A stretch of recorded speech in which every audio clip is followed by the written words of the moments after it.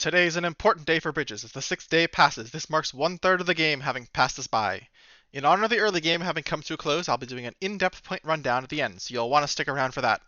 Starting with today's moves though, we'll look at the yellow team. They've continued to make steady improving moves, grabbing a 5 tall tower with 2 ladders. That's a juicy find for them as they expand outwards.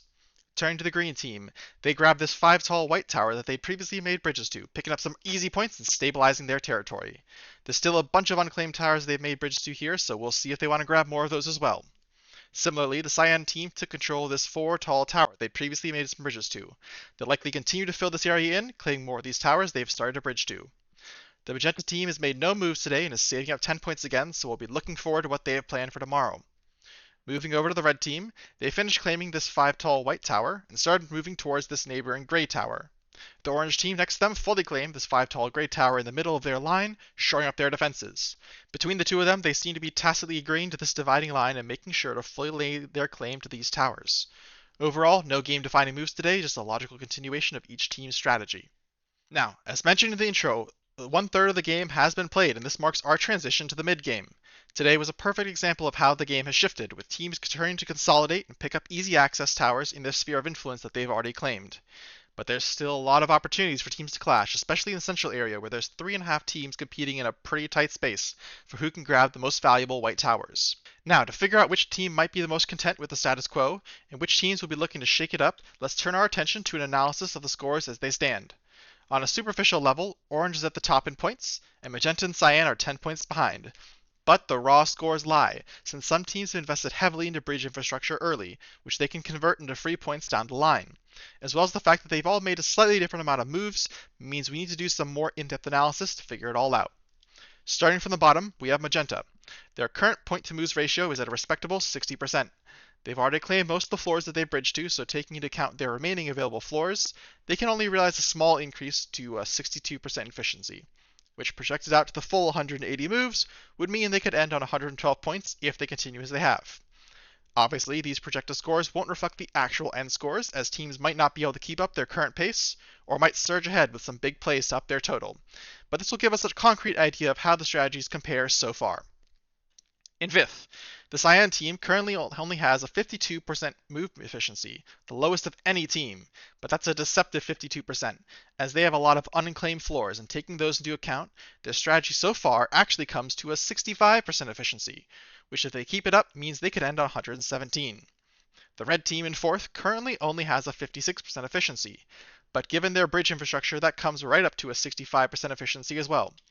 Their projected point total is 1 higher because these percentages are rounded. In third, we shockingly have the green team, with only a 56% efficiency so far. That said, this bridge infrastructure that they've made has gotten them access to a higher number of floors that they haven't claimed yet, which if they do, will bring them up to a 69% efficiency. Incredible. Above them, however, is the quiet yellow team. Focusing their attention on the edge of the board has been shockingly effective for them, with a 68% efficiency. They've laid claim to most of the territory they've grabbed, but it does come up to 72% total, which puts them ahead of the green team by a decent amount. I did not think their strategy was as effective as it has been, but looking closely, they found a series of short gray towers that have ladders in them, which score quite highly, especially when claimed together in a single clump. At the top of the current standings, though, is the orange team, both by total points, but also their efficiency at 69%. They've made a number of steady but high value claims towards the center, which compared to green has just been a bit more efficient with their pathing to fully claim the towers as they go, as well as grab some sweet and easy 2 tall towers near their base. They still have some floors along that path they've left for now. Taking those into account, they come up to a staggering 73% efficiency, which puts their strategy so far as the best of all those teams. Let's consider where the game is going to go from here. Orange is in a commanding spot to claim more high-value towers in the center, and they can very easily keep up their current pace off of those alone, so they're happy with the status quo. Similarly, yellow has more space they can expand into along the edge of the board, and should be able to keep up their pace for a while longer, although it gets harder and harder to find these good plays since the towers get claimed very quickly, so they're going to have to make sure they don't run out of steam. The green team has laid claim to a lot of space in the center, but it's going to have to clean up how they're claiming towers, and hopefully redeem some of their earlier bridges by fully claiming those towers. They also have the option to restrict orange and yellow's expansion and up their ranking by pushing those teams into a dead end. I expect them to be a strong contender.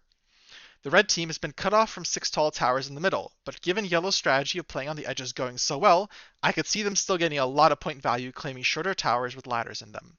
And since they do have a presence in the center, they might not run into the same issue of having no good options in the late game. Cyan has some great territory they're about to expand into, so I expect their standing to go up, but they're going to have to be extremely careful to maximize their points going forward to catch up with the rest of the teams.